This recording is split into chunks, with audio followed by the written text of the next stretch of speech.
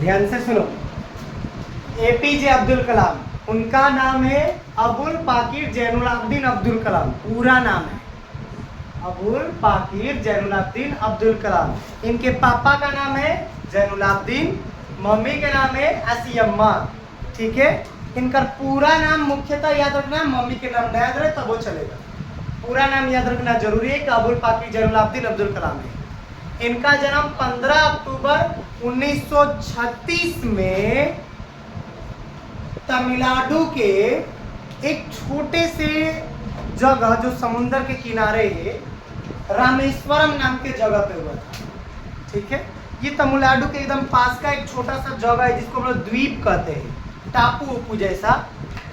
इनका परिवार एक बहुत ही गरीब परिवार है, इतना गरीब परिवार कि उस परिवार में भोजन खाने के लिए भी ना हो।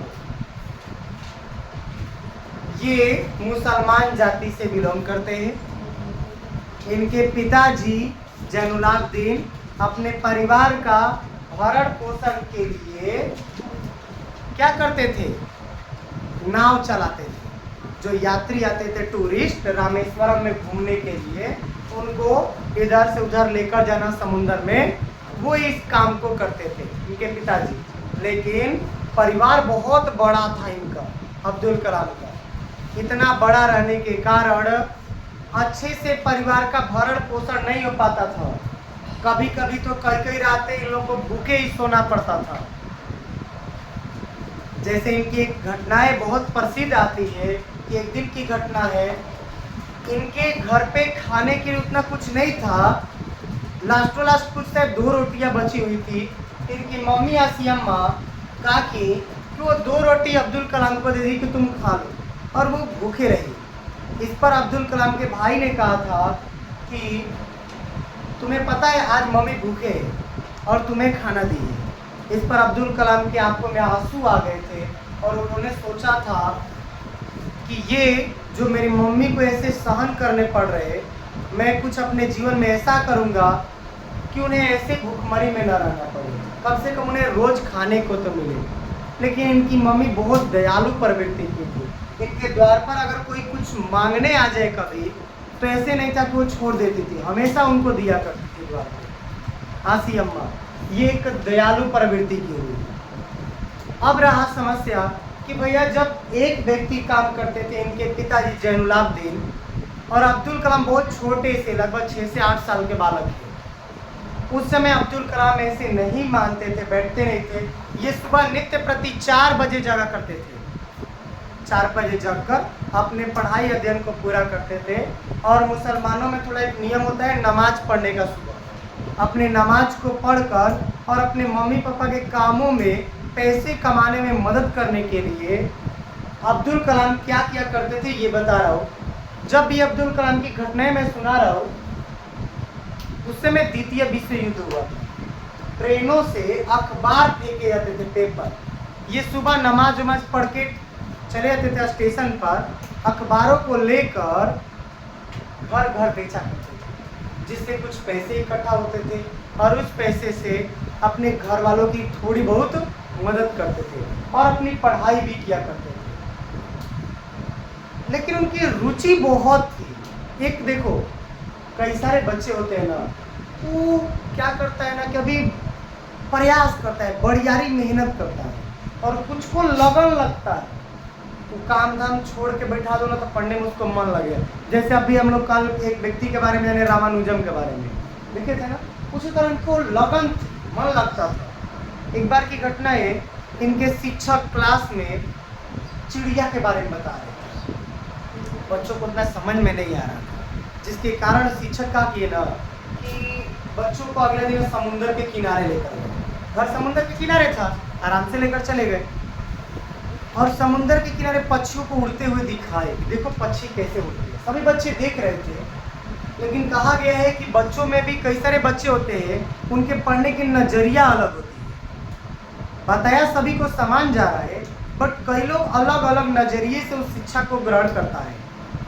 नहीं सुने हो ना सब लोग कि बारिश समान मात्रा में पड़ती है, वही कहीं पर कांटेदार फूल उगते हैं तो कहीं पर अच्छा सा फूल भी खिलता है।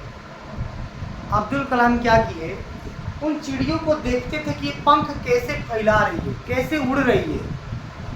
इन बातों को देखते देखते अब्दुल कलाम के मन में जिज्ञासा जागती है कि मैं भी बड़ा होकर एक पायलट बनूंगा, मैं भी आकाश में उड़ूंगा। ऐसा अपने अंदर ये सपना सजा लेते हैं और उसको पूरा करने के लिए अब जी जान से लग जाते हैं। कहेगा कि भैया इनके पास पैसे खाने के नहीं थे तो पायलट बनने के सपना कहाँ से आ गए, पायलट बन कैसे सकते हैं। अरे भैया तुम कुछ ठान लो ना, तो तुम्हारे पीछे कार्य को करवाने के लिए बहुत सारे लोग लग जाते हैं। कैसे भी हो सब चीज इकट्ठा हुए, बड़े हुए, इंजीनियरिंग की पढ़ाई की। इस पढ़ाई को पूरा करने में मिनिमम 4 से 6 साल लगता है। पढ़ाई को पूरे की, चाहे कर्जे लेकर चाहे सब कुछ। पायलट का एग्जाम दिए, इंटरव्यू हुआ, इंटरव्यू निकाले और उस इंटरव्यू में अब्दुल कलाम जी 9वां स्थान पे आए। एग्जाम भी निकल गया, इंटरव्यू भी निकल गया, बस जॉब लेना था। लेकिन समस्या ये है कान पड़ी कि पायलट के लिए केवल 8 लोगों को चुनना था। तो 8 लोगों को चुन लिया गया, 9वां इनको छाड़ दिया गया। दुनिया में सबसे बड़ी अपनी हार को ये मानते और वहां पे एकदम ये हताश हो गए थे कि एक तो माता पिता कैसे कैसे जुगाड़ करके मुझे इंजीनियरिंग कराए, पैसे इकट्ठा किए, मैं पायलट का एग्जाम दिया, सब कुछ रेडी हो गया, बस 1 मार्क से मैं नीचे रह गया। 8 ही लोगों को पायलट के लिए भर्ती कराया गया, 9वां इनको छाड़ दिया गया। इंटरव्यू भी निकल गया था, सब एग्जाम भी निकल गया था, बट 9वां छाड़ दिया गया। इतने हताश होने के बाद भी ऐसा नहीं हुआ कि अब एकदम हार मान गए कि चलो अब पढ़ाई छोड़ देता, तो कुछ रहा ही नहीं, मम्मी पापा का पैसा डुबा दिए, सब कुछ एकदम तबाह हो गया। ये उठे और ऋषिकेश गए। ऋषिकेश में इनको एक स्वामी जी मिले। उन स्वामी जी से इन्होंने अपनी बातें बताई। स्वामी जी ने कहा कि देखो, ये नहीं होता है हमेशा ना कि अगर हम कहीं पे हार जाते हैं, कभी हम पिछड़ जाते हैं, कभी लोग हमें कुछ कहते हैं, कभी किसी चीज़ों से हम छट जाते हैं, हो सकता है भगवान ने तुम्हारे लिए दूसरा कोई रास्ता खोल कर रखा हो, उससे भी बड़ा रखा हो। जरूरी थोड़े ना है कि जिस रास्ते पे हम जा रहे हैं वो मंजिल हमें मिल ही जाए। आप लेकर चलते हैं कि मुझे वो मंजिल मिल जाए, वो मंजिल नहीं मिलती है तो समझो कि उससे बड़ी मंजिल आपको मिलने वाली है, तभी वो मंजिल पे आप कामयाब नहीं हो पाए। इन बातों को अपने दिमाग में लेते थोड़े समय इनको शांत होती है और ये फिर से अपनी तैयारियों में लग जाते हैं। और अब क्या करते हैं, अपने भारत के जो इसरो और DRDO आता है, यहाँ पर वैज्ञानिक के रूप में भर्ती हो जाते हैं अब्दुल कलाम। हाँ बाबू, सब होते हैं, तो एग्जाम में ऐसे थोड़ा लेते। मैंने कहा ना कि इनका शुरू से लगन लगता था। तुम ही सोचो निधि, आज के तुम्हें लग रहा है कि छोटे बच्चे जो 6-8 क्लास के हो, वो मम्मी पापा खर्चा उठाने के लिए कुछ वर्क करेंगे अपने पढ़ाई के साथ। अगर वर्क करता है ना, मैंने देखा है, तो पढ़ाई नहीं करता है, पढ़ाई करता है तो वर्क नहीं करता है। कम ही बच्चे ऐसे होते हैं जो काम भी कर रहे हो, अपनी मम्मी पापा की मजबूरी भी समझ रहे हो। आजकल तो ऐसा बालक बालिका है, तो ठीक है वो समझ रहा है कि वो तो पहले समझता ही नहीं है कि मेरे घर में पैसे भी लगते हैं, ठीक है कोई बात नहीं, तो उड़ के ऊपर पेड़ पर ऐसे ही तोड़ा जाता है। कई लोग ऐसा समझता है, ये नहीं समझता कि मैं पैसा दे रहा हूँ, मुझको कुछ बताया जा रहा है, कुछ सिखाया जा रहा है, तो उसको मन लगा के करो।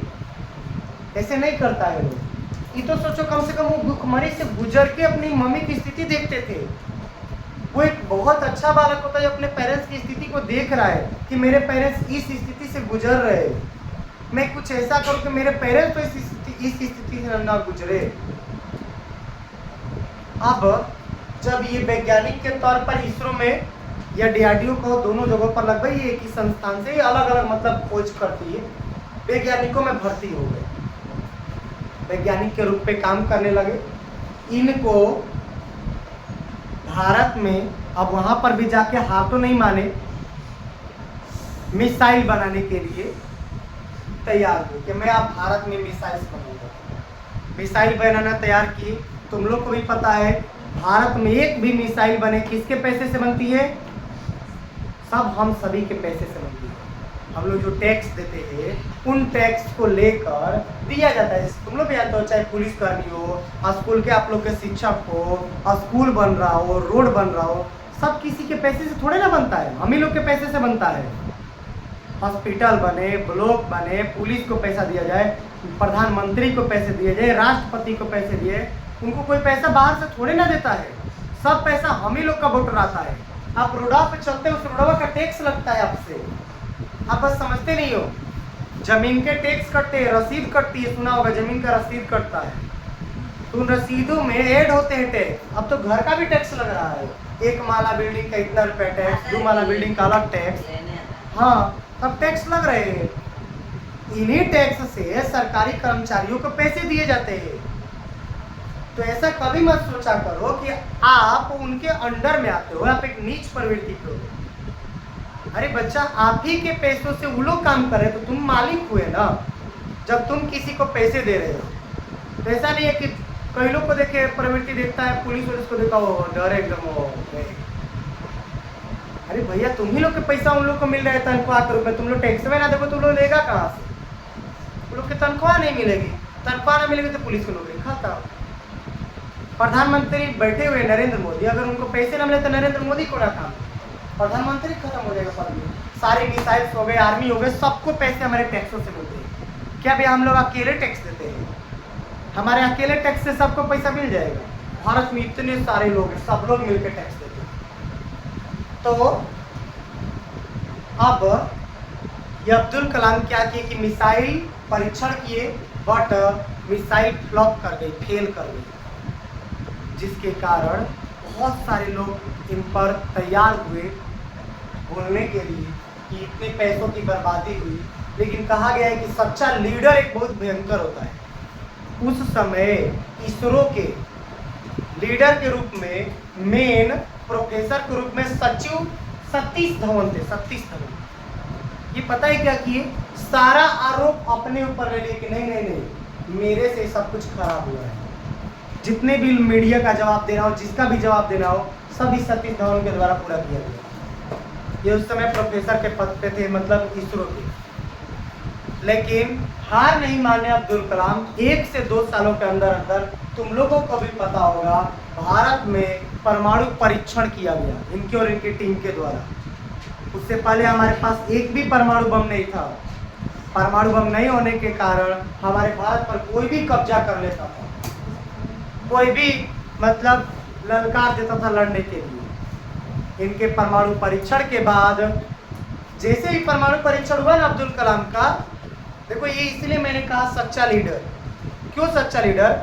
आरोप की बात हुई तो इस लीडर ने अपने को खुद को खड़ा किया, और जब शाबाशी लेना था कि पूरे दुनिया में परमाणु परीक्षण को भारत में पूरा करवाने के लिए अब्दुल कलाम हुए, सबके सामने अब्दुल कलाम को खड़ा करवाए जब शाबाशी लेने की बारी हुई थी। आजकल के लीडरशिप कैसे, मैंने बच्चों में भी लीडरशिप देखा है।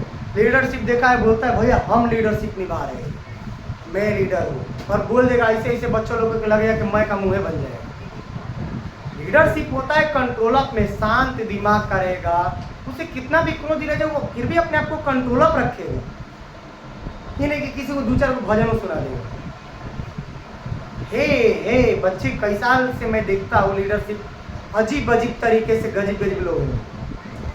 ये सतीश धवन जब मेन बारी आई ना, अब्दुल कलाम को फ्रंट पे खड़ा किए, और अब्दुल कलाम को आगे चलकर मिसाइल मैन का दर्जा मिला। ये मिसाइल मैन अपने भारत के बने। इनकी स्थिति को देखते हुए कई सारी मिसाइल्स को हमारे देश में, भारत के लिए बहुत सारी मिसाइल्स बनाकर दिए, जिसके कारण हमारा देश बहुत ताकतवर बन पाया। और 2002 में, हम सभी के जन्म से पहले की बात कर रहा हूँ, 2002 में इनको 11वां राष्ट्रपति बनाया गया। भारत का 11वां राष्ट्रपति APJ अब्दुल कलाम को नियुक्त किया गया। ठीक है, तो उस समय के राष्ट्रपति बने। ये वही गरीब बालक है जो एक छोटे से नाव चलाने वाले व्यक्ति से उठ के खड़ा हुआ था और भारत का राष्ट्रपति बना। क्यों? कोई बता सकता है? अपनी हिम्मतों के आधार पर बना। एक ही बात इनके अंदर बार बार सुनने को मिलती है कि मैं जो सपना देख रहा हूँ क्या उसके लिए काम कर रहा हूँ। ये खुद से हमें पूछने चाहिए कि क्या मैं जो सोच रहा हूँ, अभी तुम लोग के पास सामने जल्दी बोर्ड एग्जाम आने वाले, बोर्ड एग्जाम में मैं अच्छे मार्क्स से पास हूँ, क्या उसके लिए मैं उचित काम कर रहा हूँ? कई लोग कह रहे हैं भैया मैं सो रहा हूँ, तुम लोग को पता है सबसे खराब बात होती है, सोने के लिए एक नियम बंदी होती है, हमें उतना ही सोना चाहिए, उससे ज़्यादा भी अपने नियम के, ज़िंदगी के नियम से उल्लंघन है। अगर आपको लग रहा है कि आप अपनी ज़िंदगी से पूछ रहे हो कि मैं सपने के लिए अपन अच्छे से कार्य कर रहा हूँ और जवाब अगर हमें आता है तो सोचो कि आप ठीक रास्ते पर चल रहे हो। और अगर जवाब नहीं मिलता है तो आपको रास्ते पर लाने की जरूरत है। ये रहे अब्दुल कलाम की कहानी। अब्दुल कलाम बच्चों के साथ मिलके रहते थे, उन्हीं की सभा में एक बार उनसे बात करते हुए सभा में उनकी मौत हो गई। अब्दुल कलाम की मर गए, प्राकृतिक या जैसे भी को स्टेज पर बच्चों से बात कर रहे थे, बात करते करते उनकी मौत हो गई। अब्दुल कलाम हिंदी नहीं बोलते थे, तमिल भाषा आती थी या वो अंग्रेजी बोला करते थे। बाल देखोगे तो ऐसे ऐसे उनके थे, देखा होगा कई लोग अब्दुल कलाम मर गए। हाँ, रुको मैं तुम लोग को दिखा देता हूँ।